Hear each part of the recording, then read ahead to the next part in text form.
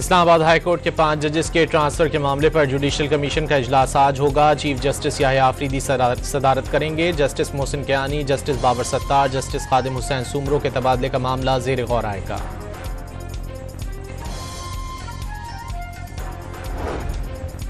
पाकिस्तान के लिए IMF executive board का इजलास 8 मई को तलब कर लिया गया। पाकिस्तान के लिए 1 अरब 21 करोड़ डॉलर कर्ज की इकसात की मंजूरी का इम्कान।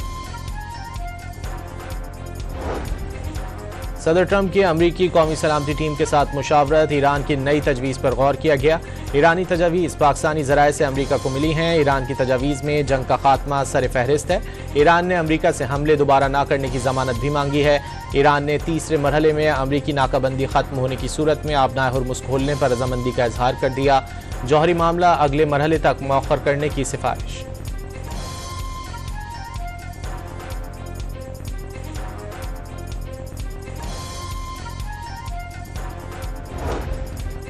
अमरीकी सदर को ईरान की नई तजावीज़ पसंद नहीं आई। जौहरी प्रोग्राम से मुतालिक वाज़ेह तजवीज़ शामिल न होने पर डोनाल्ड ट्रंप नई तजावीज़ से खुश नहीं।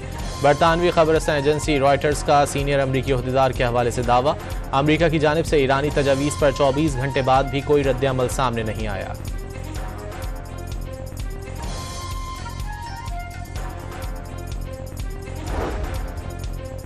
अमरीकी वज़ीर ख़ारजा ने दावा किया है कि ईरानी मुज़ाकरातकार अमरीका से डील के लिए संजीदा हैं। फॉक्स न्यूज़ से गुफ्तगू में मार्को रूबियो ने कहा कि ईरानी मुज़ाकरातकार मौजूदा खराबी से निकलना चाहते हैं, लेकिन ईरानी हुकूमती क़यादत टूट फूट का शिकार है। वो मुज़ाकरात की राह में रुकावट है।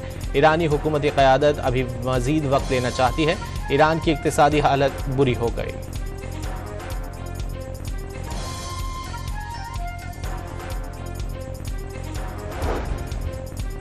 अमरीकी सदर ने ईरान से मुज़ाकरात की दरख्वास्त की है। ईरानी वज़ीर ख़ारजा अब्बास अराग़ची का दावा, वाज़ेह किया कि अभी अमरीकी दरख्वास्त का जायज़ा ले रहे हैं।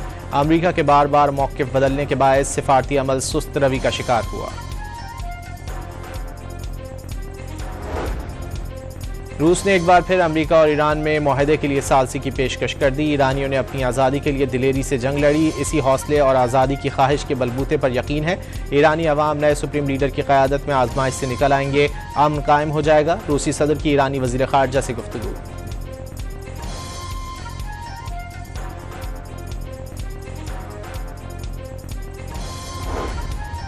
ईरान ने अमरीका पर बहरी क़ज़्ज़ाक़ी का इल्ज़ाम लगा दिया। समंदर में अमरीका की कार्रवाई बहरी क़ज़्ज़ाक़ी और मुसल्लह डकैती को कानूनी शक्ल देने के मुतरादिफ करार। तर्जुमान दफ्तर ख़ारजा इस्माइल बकाई ने तंज़न कहा, क़ज़्ज़ाक़ों की वापसी खुशामदीद। पाकिस्तान ने आबनाए हुर्मुज़ की बंदिश को बैनुल अक़वामी अमन और तरक्की पजीर ममालिक की मईशत के लिए संगीन खतरा करार दे दिया। समंदरी रास्तों का तहफ़्फ़ुज़ न सिर्फ तिजारत बल्कि वसीतर तरक्याती और सलामती के अहदाफ के लिए नागुज़ीर है। अक़वाम मुत्तहिदा में पाकिस्तानी मंदूब आसिम इफ्तिखार का सलामती काउंसिल में खिताब।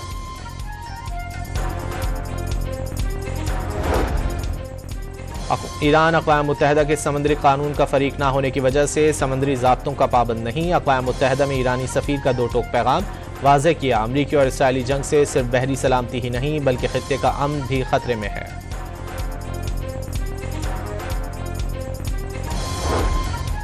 जौहरी अदम फैलाव का मुआहदा NPT खतरे में पड़ गया। एटमी हथियारों की रोकथाम की पहली करारदाद 1946 में लाई गई। लोगों की याददाश्त शायद कमज़ोर हो गई है। अदम एतमाद का राज है। हथियारों पर कंट्रोल खत्म होता जा रहा है। सेक्रेटरी जनरल अक़वाम मुत्तहिदा एंटोनियो गुतेरेस का NPT कॉन्फ्रेंस से खिताब।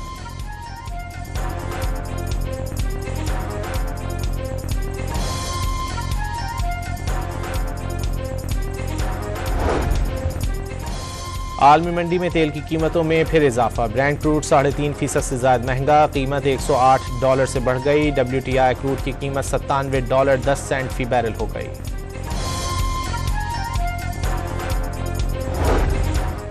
नायब वज़ीर आज़म इसहाक़ डार के मिस्र, बरतानिया और कनाडा के वज़ीर ख़ारजा से टेलीफोनिक राब्ते। खित्ते की ताज़ा तरीन सूरत हाल और अमन व इस्तेहकाम के लिए सिफारती कोशिशों पर मुशावरत।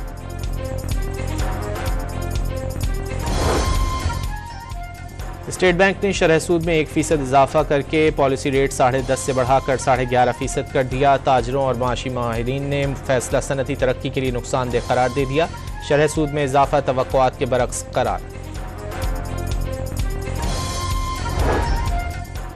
और PSL का प्ले ऑफ मरहला आज से कराची में शुरू होगा। पहले क्वालिफायर में पेशावर ज़ल्मी और इस्लामाबाद यूनाइटेड टकराएंगे।